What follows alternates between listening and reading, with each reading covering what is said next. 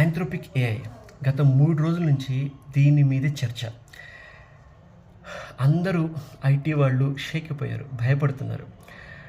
Common ఇది. ఎందుకంటే మన ఉద్యోగాలు ఎక్కడ పోతాయా అని చెప్పేసి ప్రతి ఒక్కళ్ళకి ఉంటుంది. కానీ 1980స్లో మన పూర్వీకులు మన పెద్దవాళ్ళు పేపర్ మీద రాసుకుంటూ ఉద్యోగాలు చేసేవాళ్ళు. అప్పుడు 1980స్లో కంప్యూటర్ అనేది వచ్చింది. అప్పుడిప్పుడు చిన్నగా స్టార్ట్ అయ్యింది కంప్యూటర్ అనేది. 1980స్లో అప్పుడు భయపడ్డ వాళ్ళు ఏమని భయపడ్డారు? మన ఉద్యోగాలు ఉంటాయా పోతాయా అని చెప్పేసి భయపడ్డారు.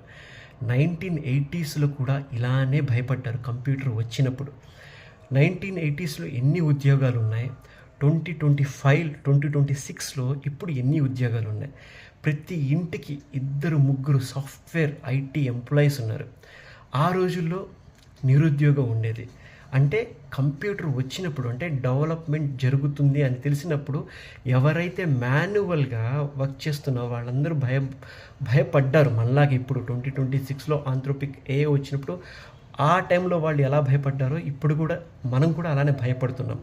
కానీ దాంతో పోల్చుకుంటే అప్పుడు ఉద్యోగాలు లేవు. ఇప్పుడు కంప్యూటర్ వల్ల 2026లో ఎన్ని ఉద్యోగాలు ఉన్నాయి ఇప్పుడు ఈ జనరేషన్లో. సో చెప్పేది ఏంటి అంటే, ఈ ఆంథ్రోపిక్ ఏఐ వల్ల కొంచెం భయం అయితే ఉంది. ఆ ఫంక్షనాలిటీ ఏంటో, ఆ ఏఐ ఏం చేయబోతుందో ఎవరికి తెలియదు. టెస్టింగ్ ఫేజ్లోనే ఉంది. కొత్త టెక్నాలజీ వస్తుంది అంటే ఇది ఒక ఆపర్చునిటీ. 100% జాబ్స్ గ్యారంటీగా కొత్తవి క్రియేట్ అవుతాయి. అంటే కొత్త వేలో క్రియేట్ అవుతాయి. అంతే తప్ప జాబులు పోవు. ఇంకా అటువంటి టెక్నాలజీస్ని నేర్చుకుంటే మనకి ఇంకా మంచి ఫ్యూచర్ ఉంటుంది. సో టెక్నాలజీ రావడం అనేది చాలా మంచిదే. అడాప్ట్ చేసుకోవాలి. ప్రతి ఒక్కళ్ళం కొత్త టెక్నాలజీని నేర్చుకోవడానికి ట్రై చేయాలి. అంతే తప్ప ఇది ఒక భయంతోనే వాళ్ళు చెప్తున్నట్టు మ్యాజిక్స్ చేయలేదు. కొంచెం టైం పడుతుంది. కంపెనీ వాళ్ళు రిక్వైర్మెంట్ ఇచ్చి ఏఐ తన కంపెనీకి తగ్గట్టు రిజల్ట్స్ ఇవ్వగలిగితే అది సక్సెస్ఫుల్. మెక్డొనాల్డ్, వాల్క్స్వాగన్, జిల్లో, టాకో బెల్ వీళ్ళు కూడా ఏఐకి కొన్ని వేల కోట్ల రూపాయలు ఖర్చు పెట్టారు.